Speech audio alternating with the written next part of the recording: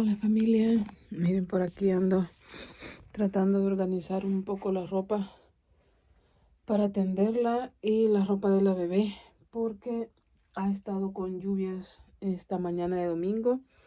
Entonces estamos tratando de poner la ropa un poco aquí en el cuartito para ver si se nos seca. Y tenía bastante ropa de la bebé que necesitaba secar, así que ya les voy a enseñar afuera cómo está, familia, aunque quiere salir un poco el sol, pero ha estado lloviendo. Miren familia, así está este día por aquí.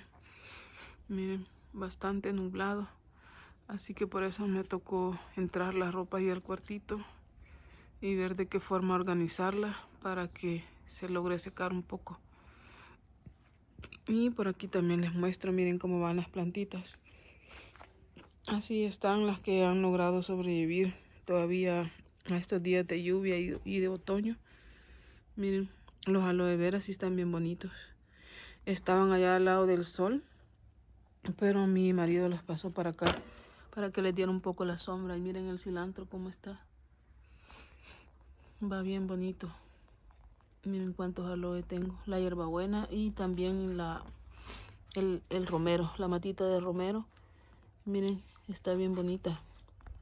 Por aquí está la rosa, que allí va cayéndosele un poco las hojas. Y esta que aún tiene flores, que han logrado sobrevivir, como les decía. Miren qué bonito.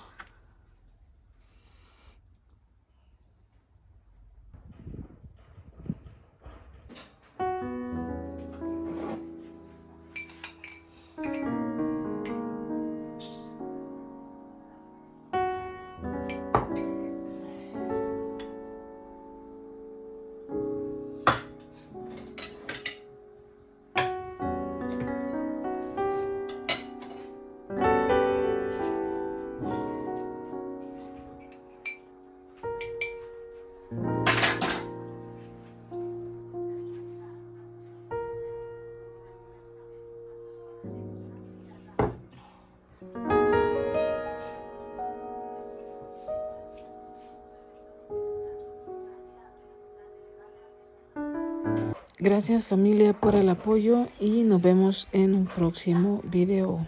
Bye.